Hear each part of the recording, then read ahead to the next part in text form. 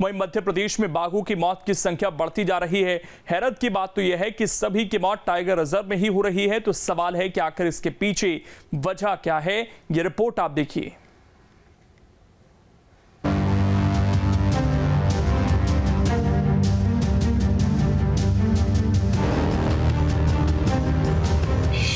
बाघों की मौत पर बड़ी चिंता, रहने के लिए कम है सुविधा।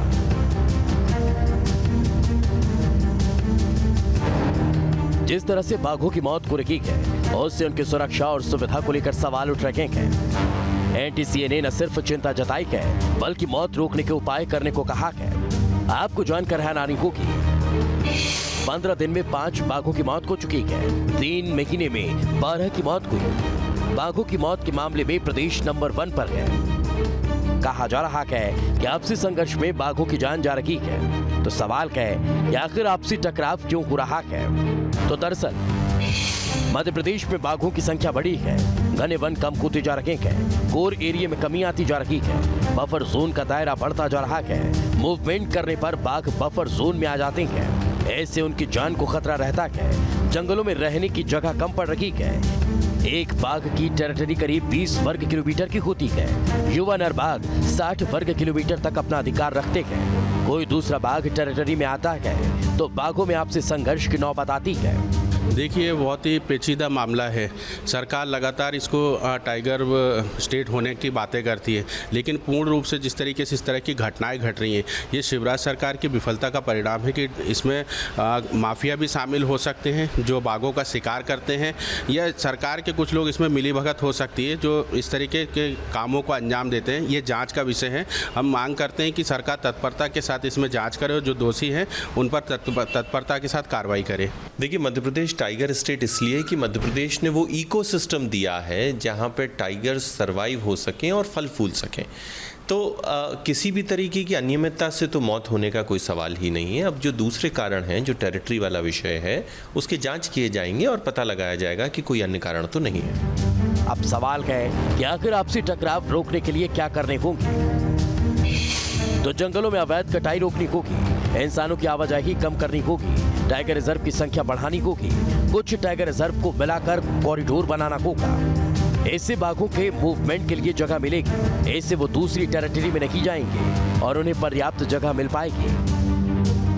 कुछ जगह से रिपोर्ट्स आ रही हैं कि बाघों की संख्या उस पर्टिकुलर पार्क में ज़्यादा बढ़ रही है। तो जब ज़्यादा बढ़ेगी तो निश्चित रूप से बाघों में आपसी टकराहट और द्वंद्व होगा और उसमें मारे जाते हैं।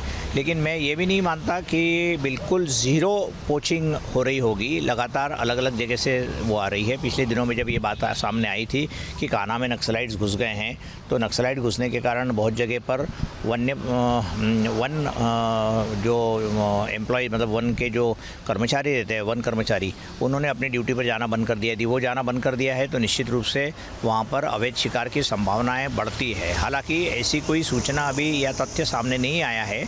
आपने देखा होगा कि लगातार भोपाल शहर में भी बाघ कहीं ना कहीं से आ जाते हैं, इसलिए कि उनके खाने पीने की व्यवस्थाएं ठीक ठाक नहीं हैं और नहीं होगी तो निश्चित रूप से बाघ अपने जीवन को बचाने के लिए बाहर भी निकलेगा जंगल से। तो ऐसी स्थिति में ये जो द्वंद्व हो रहे हैं, ये इसकी तरफ वन विभाग को देखना चाहिए कि द्वंद्व किस तरीके से हो रहे हैं, टेरिटरी की फाइट क्यों हो रही है, कहीं पर अवैध शिकार का मामला तो नहीं है और ज़्यादा कसावट लाने की ज़रूरत है वाइल्ड लाइफ विंग। अच्छी बात यह है कि प्रदेश में बाघों की संख्या लगातार बढ़ रही है। 2009 में 300 बाघ थे, 2010 में 257, 2014 में 308, 2018 में बाघों की संख्या 526 थी और ताजा गणना में बाघों की संख्या 700 से ज्यादा हो सकती है। ट्रेंड ये बताता है कि मध्य प्रदेश के जंगल बाघों को भाते हैं। यहाँ उन्हें अनुकूल माहौल मिलता है। इसी वजह से बाघों की संख्या अब कम होने के बजाय बढ़ती जा रही है।